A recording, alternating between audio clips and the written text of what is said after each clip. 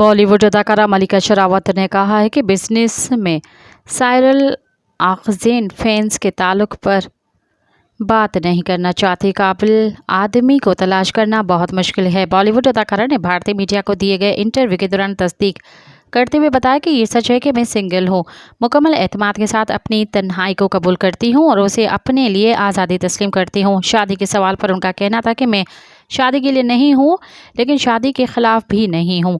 अहम यह है कि दो लोग क्या चाहते हैं। फ्रांसीसी बिजनेसमैन साइरल ऑक्जेन फैंस से माजी के ताल्लुक पर बात करने से गुरेज करते हुए बॉलीवुड अदाकारा ने कहा कि आज के दौर में एक काबिल आदमी को तलाश करना बहुत मुश्किल है। हम अलग हो चुके हैं और मैं इस हवाले से कोई बात नहीं करना चाहती। मज़ीद ख़बरनि ऐं तफ़सीलात लाइ विज़िट कयो असांजी वेबसाइट www.awamiNewsHD.com ऐं ॾिसंदा रहो अवामी न्यूज़ HD।